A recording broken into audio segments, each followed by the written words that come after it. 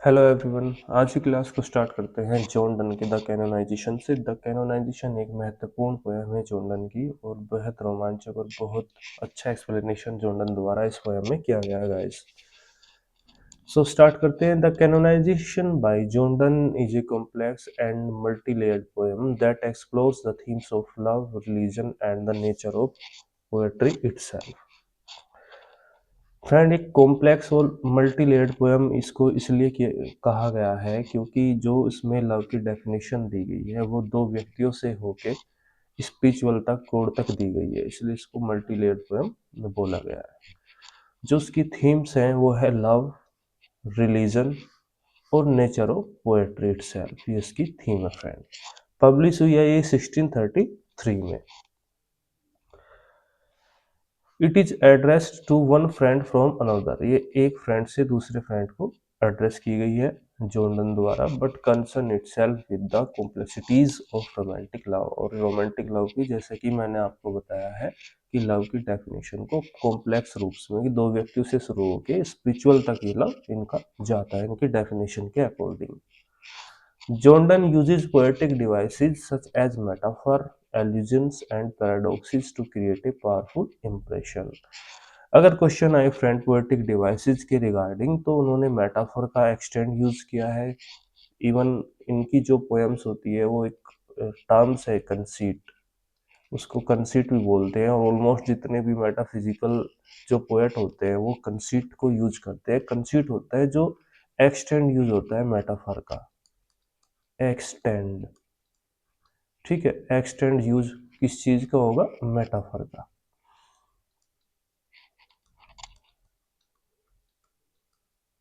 उसको कंसीट बोलते हैं। तो कंसीट से भी क्वेश्चन आ सकता है। तो जितने भी मेटाफिजिकली पोएट होते हैं उनका जो बेस होता है वो कंसीट होता है, एक्सटेंड मेटाफर यूज करते हैं। वही जॉर्डन ने किया है। एल्यूजन यूज किया है, साथ में पैराडॉक्स किया है, आयरनी भी किया है।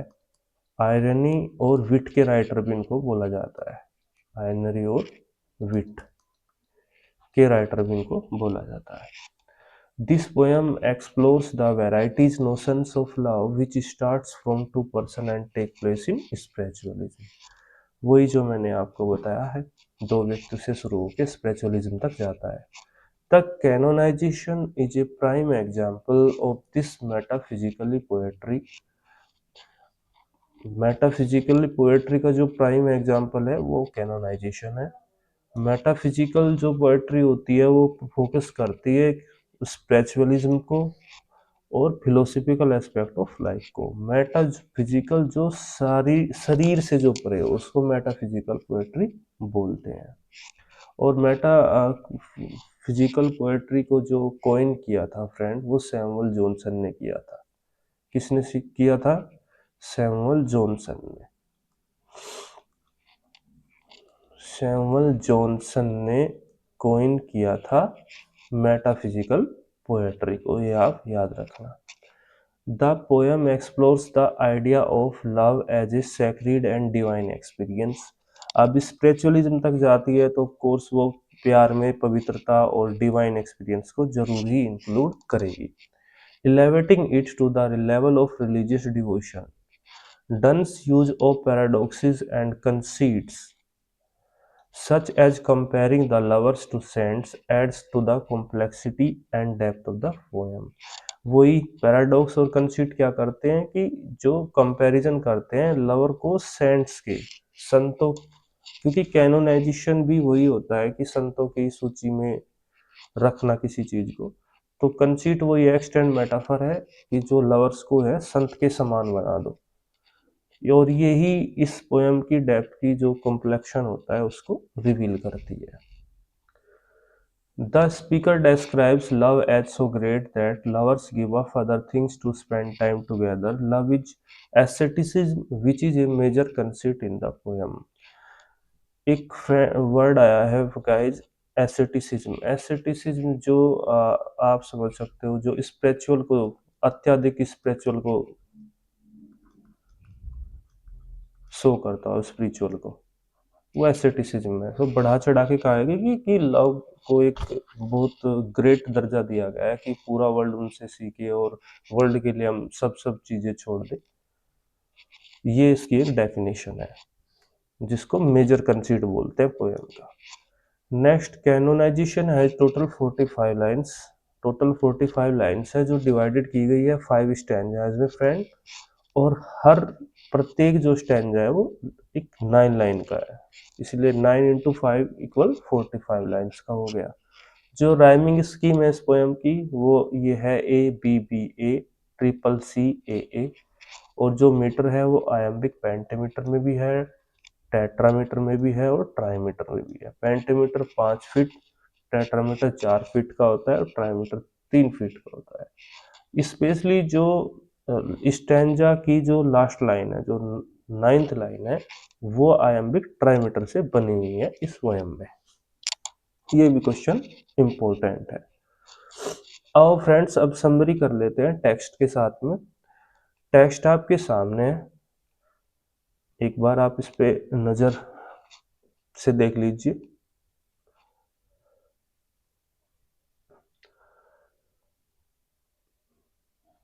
चलो अब इसकी समरी देखते हैं, फिर लाइन टू लाइन मैं आपको बताऊंगा। The poet loves his beloved. सबसे पहले क्या है कि स्टैंजा 1 में जो कवि है वो प्यार करता है अपनी बिलव्ड को। वो बोलता है there is no problem in loving his beloved. The poet addresses the listener. He ask him that he should not interfere with their love. अब पोएट कर क्या रहा है, पोएट एड्रेस कर रहा है लिसनर को, और वो बोलता है उसको कि भाई मैं अपनी बिलव्ड को बहुत प्यार करता हूँ और उसे कोई प्रॉब्लम नहीं होनी चाहिए, इवन किसी को भी इससे कोई प्रॉब्लम नहीं होनी चाहिए कि मैं अपनी लवर को प्यार कर रहा हूँ। He ask him that he should not interfere, और फिर वो लिसनर को बोलता है कि उसको जो है ये इंटरफेयर नहीं करना चाहिए उनके प्यार में। Furthermore, the poet describes that he knows very well that he has poor physical strength, and if his friend criticizes him, he will not mind it. अब वो क्या बोलता है कि पोएट जानता है कि वो उसकी जो फिजिकल स्ट्रेंथ है वो कमजोर है शरीर से, और भले ही उसका फ्रेंड उसकी आलोचना भी करे वो उसको माइंड नहीं करेगा। The poet tells his friend और listener that he should grow his knowledge and wealth and that make his social reputation and honour. अब वो क्या कहता है, वो बोलता है अपने उस लिसनर को या अपने फ्रेंड को कि भी तुम्हें अपनी नॉलेज को बढ़ाना चाहिए, अपनी वेल्थ को बढ़ाना चाहिए, ताकि तुम्हारी जो सोशल रेपुटेशन है और जो सम्मान है वो बढ़ सके।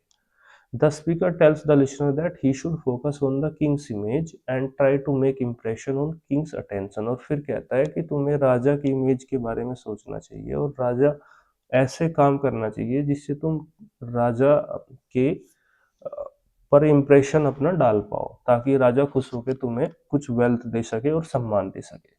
Overall, the poet wants to say his friend that he may be busy in such crucial activities in life and leave the poet to make love without any hindrance।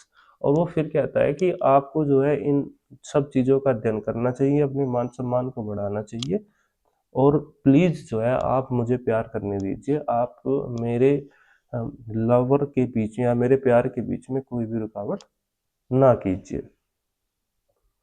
अब line to line एक नज़र से देख लेते हैं। For God sake hold your tongue and let me love. अब वो अपने जो एड्रेस करता है उस लिसनर को, बोलता है कि भाई अपनी जो आपकी जो टंग है, भगवान के लिए आप उसको शांत रखिए और मुझे प्यार करने दीजिए। और चाइल्ड माई पैल्सी और माई गोट, और बोला जो मेरी फिजिकली स्ट्रेंथ है वो मैं जानता हूँ वो पैल्सी और गोट है।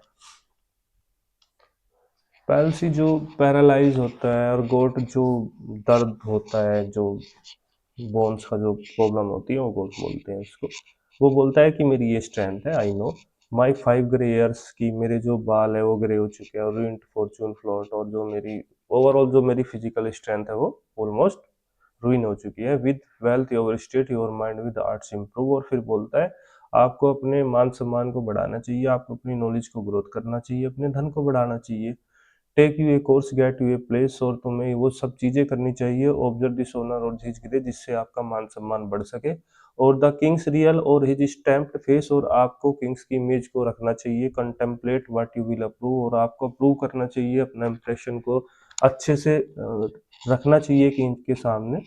So you will let me love, लेकिन आप ये सब चीज़ें कीजिए बट मुझे जो है मेरे प्यार में कोई रुकावट मत कीजिए, मुझको प्यार करने दीजिए। तो स्टैंजा जो फर्स्ट था फ्रेंड वो हमारा कंप्लीट हो गया।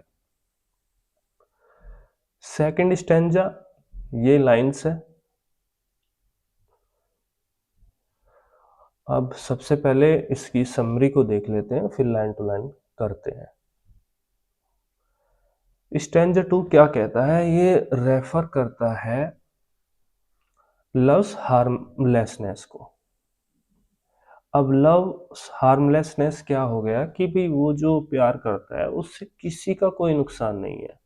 The speaker asks if anyone has been harmed by his love, he says that his love does not anyone annoy anyone. वो बोलता है कि मैं प्यार करता हूँ लेकिन मेरा जो प्यार है वो किसी भी को भी नुकसान नहीं करता है, because he has not drawn any merchant ships by his sign. और ऐसा नहीं है कि भाई वो रो रहा है और रोने या फिर विलाप कर रहा है और उस विलाप में उस आंसू की धारा में जो है कोई मर्चेंट का शिप डूब जाए।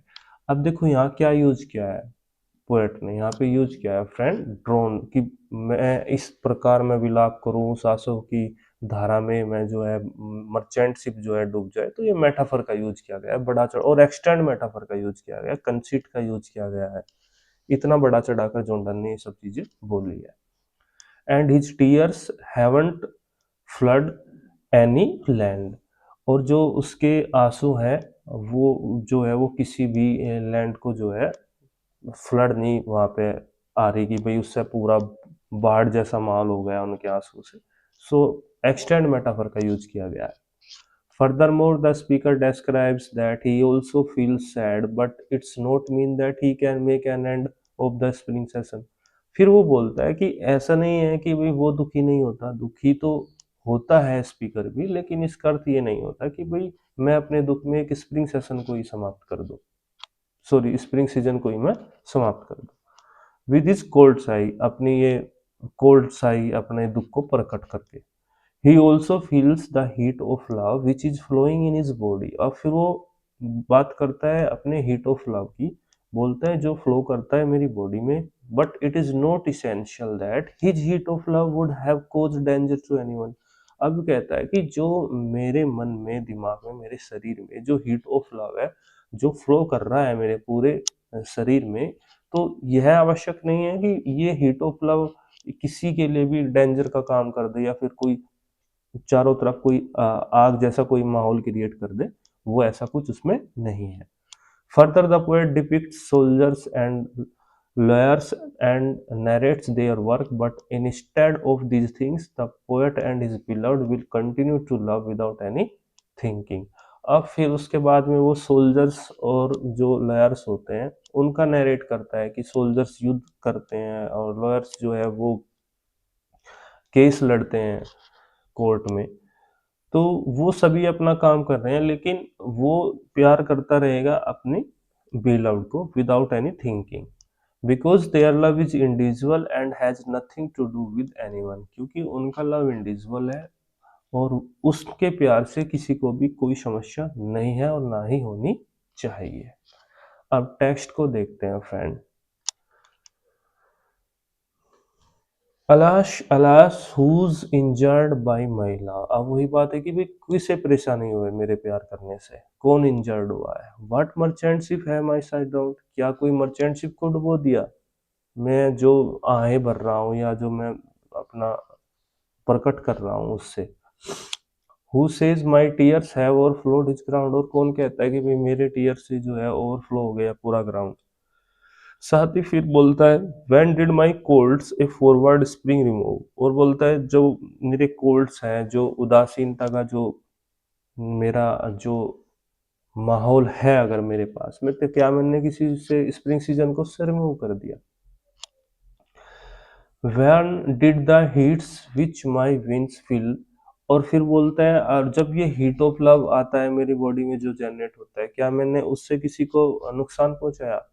Add one more to the plague bill, या किसी के लिए मतलब डेंजर मैंने, या कोई ऐसा कोई डेंजर का एटमॉस्फेयर मैंने बनाया हो।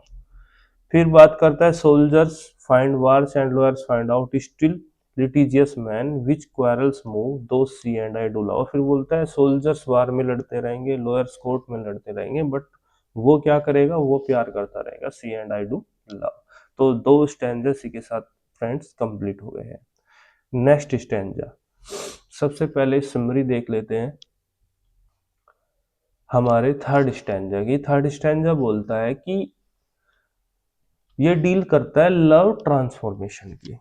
अब जो लव है ना, वो ट्रांसफॉर्मेशन पे चला गया, अब वो थोड़ा स्पिरिचुअलिटी की तरफ जो है जाना शुरू हो गया। It reveals integrated soul of poet and his beloved. अब इंटीग्रेटेड रूप दे दिया फ्रेंड, देखो उसने। अब वो बोलता है कि जो उनकी सोल है वो अब एक हो चुकी है, उनकी जो आत्मा है वो एक हो चुकी है उसके और उसके बिलव्ड की। और वो डिपिक्ट्स करता है that he will say nothing to anybody if people call them flies. और वो फिर क्या वर्णन करता है कि वो कुछ नहीं कहेगा अगर लोग कहेगा कि भाई कि तुम एक साथ होके तुम फ्लाइज कर जाओ या एक साथ कहीं भी गुम हो जाओ, तो उससे कोई फर्क नहीं पड़ता कि भाई लोग उसके बारे में क्या कहेंगे, क्योंकि वो सोल से अब इंटीग्रेटेड हो चुके हैं दोनों। फर्दरमोर क्या बोलता है, he and she are also tappers because they make to each other and ready to die for each other without any hesitation। फिर बोलता है कि वे तो टैपर्स हो गए, टैपर्स बोलते हैं कैंडल्स को, जो सिंबलाइज करती है कैंडल्स। मतलब आप ऐसे बोल सकते हो जो डेड हो चुके हैं, कैंडल्स लगे श्रद्धांजलि वगैरह दी जाती है, तो उससे रिलेटेड यहाँ पे सिंबल दिया है जॉर्डन ने कैंडल्स का, टैपर्स का। और वो बोलते हैं कि वो तैयार है मरने के लिए एक दूसरे के लिए बिना किसी हेजिटेशन के। Now the speaker tells himself and herself that they both act as eagle and the dove. अब कंपैरिजन कर रहा है जॉर्डन, किससे? ईगल से, eagle and the dove. Both the birds are the symbol of masculine and feminine respectively in the poem। Eagle जो symbolize करता है मैस्कुलिन को, सिंबलाइज करता है, मैस्कुलिन मतलब जो नर होता है उसको मैस्कुलिन से करता है, और जो डव है, डव सिंबलाइज करता है फेमिनाइन को। Now the poet describes about phoenix. अब फोनिक्स जो पक्षी होता है अब उसका डिस्क्रिप्शन करता है। फोनिक्स क्या है? फोनिक्स एक मिथिकल बर्ड है जो एसोसिएटेड है इमोर्टिलिटी के साथ में, ठीक है। और जो सेइंग द, और क्या कहा जाता है फोनिक्स के बारे में कि ओल्ड फोनिक्स डाइड, जब फोनिक्स जो बर्ड होती है जब वो मर जाती है ना, a new one would rise right it's out. और ये जब उसके मरने के बाद में फोनिक्स की, तो उसकी जो राख होती है मरने के बाद में जला के, उस राख से दोबारा जो है फोनिक्स का क्रिएशन होता है। ये फोनिक्स के बारे में बोला गया है। तो एक मिथिकल अप्रोच हो गई फोनिक्स के बारे में, तो उसी का वर्णन यहाँ पे जॉर्डन ने किया गया है। He wants to say that their love is so powerful that they can solve this mysterious aspect of phoenix bird। अब वो बोलते हैं उनका लव तो इतना पावरफुल है कि जो फोनिक्स का जो मिस्टीरियस एस्पेक्ट है ना, ये कि मरने के बाद अपनी राख से फिर से जीवित होना, फिर से इस वर्ल्ड में आना, वो उस मिस्टीरियस एस्पेक्ट को भी अच्छे से सुलझा सकते हैं। इतनी उनकी लव में इतनी पावरफुल चीजें हैं। In next line, the speaker says that they both made for each other, therefore they are not two but one as they have become united। अब बोल रहा है कि वे एक दूसरे के लिए बने हुए हैं और अब वे एक हो चुके हैं, दो शरीर एक जान, आप ऐसे बोल सकते हो। They are equal now and die and rise at the same time। They have not any phobia of dying because their soul transform into one soul. अब वही बोलते हैं कि अब उन्हें कोई डर नहीं है मरने का, क्योंकि जो उनकी अब सोल है उसका तो ट्रांसफॉर्म हो चुका है वन सोल में। Now they both became as mysterious as the phoenix. और जैसे फोनिक्स का एक मिस्टीरियस अप्रोच है, उसी प्रकार उन दोनों का भी एक मिस्टीरियस अप्रोच है। तो स्टैंजा 3 का एक्सप्लेनेशन किया है, अब लाइन टू लाइन देखते हैं। Call us what you will, we are made such by love. अब वो बोलता है कि भाई हमें क्या बोलना चाहिए कि भाई जो हम एक दूसरे के साथ बने हुए हैं, एक दूसरे के लिए बने हुए हैं। Call her one me another fly, कि भाई हमें ये बोल दे कि भाई जैसे कि हम अब एक हो चुके हैं, हम दूसरे वर्ल्ड के लिए चले जाए, दूसरी फ्लाई के लिए चले जाए, या फिर हम मर जाए, कोई फर्क नहीं होता कि लोग कुछ भी कहे भी, तुम तो इतना ज्यादा प्यार एक दूसरे को करते हो, तुम पे कोई फर्क नहीं है, चाहे तुम्हें मर जाओ, तुम्हें कोई डर नहीं है उस चीज का। तो यहाँ पे फ्लाई का ये मतलब है। We are tapers too and at our own cost die. और वही चीज है कि हम तो टैपर्स टू है, at our own cost die, हम मर भी जाए तो हमें कोई फर्क नहीं पड़ता। And we in us find the eagle and the dove. अब क्या है, ईगल और डव है, और वही है कि ईगल मैस्कुलिन को शो करेगा और डव जो है फेमिनाइन को शो करेगा, तो उसने ईगल एंड डव का कंपैरिजन कर दिया अपने से। फिर बोलता है the phoenix riddle had more wit. और जो फोनिक्स जो पहेली है, जो फोनिक्स के बारे में जो स्टोरी है, वो क्या करते हैं, अब हमारे पास इतनी विट है कि हम उसको भी सोल्व कर दे अपने लव के through. By us we two being one are it. अब हम वी टू बीइंग ही ना, हम एक हो चुके हैं। So to one neutral thing both sexes fit. अब जो है हम बिल्कुल एक शरीर में, मतलब दो, एक सोल हो चुकी है। We die and rise the same and prove mysterious by this love. और हम मरे, हम जिए, बट हम अब किसके समान हो चुके हैं, मिस्टीरियस अप्रोच, अब फोनिक्स के समान हो चुके हैं। तो थर्ड स्टैंडर्ड में ये चीजें कही गई है। सो फ्रेंड, अभी 3 स्टैंड हमने कवर कर लिए हैं। वीडियो अभी थोड़ा बड़ा होता जा रहा है, तो इसलिए मैं वीडियो को अभी यहीं शॉर्ट करता हूँ, और नेक्स्ट स्टैंजा आपको नेक्स्ट वीडियो में करता हूँ। तो thank you for watching guys. Please like share and subscribe our YouTube channel English comrade 1111। Thank you.